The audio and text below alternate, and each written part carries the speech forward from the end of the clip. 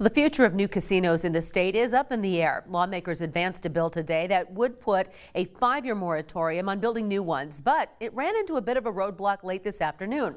Local 5's Connor O'Neill reports what today's developments could mean for a proposed $275 million casino in Cedar Rapids.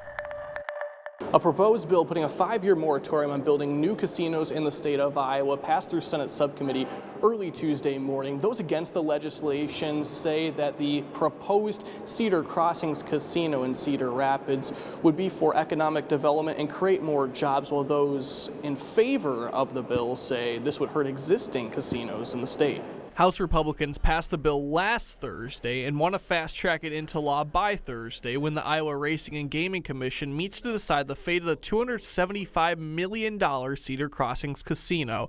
The Senate now decides the fate of the moratorium, and opponents of the bill argue the Cedar Crossings Casino would be the most exciting economic development opportunity for residents in a long time.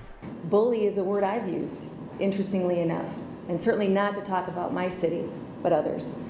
When you talk about this being a much bigger issue than just Cedar Rapids, I couldn't agree more. Mayor O'Donnell added new casinos will strengthen competition and has already made everyone better in the industry, and Cedar Crossings would create over 1,000 jobs. As workers, we're just kind of wondering, when are people going to think about our piece of the pie? So we've talked about the pie for casino owners. We've talked about the cannibalization of casinos, but we're not talking about what's happening to Iowa workers. There are currently 4 tribal and 19 licensed casinos in Iowa, and people who spoke in favor of the moratorium Tuesday said you can't build new casinos without harming existing ones. What we don't want is Cedar Rapids threatening our economy and our rural neighborhood every few years. How many times do we have to deal with that? And this is a big deal and has huge impacts, not only to Riverside, but across the states, as far as how this industry is going to operate in this state.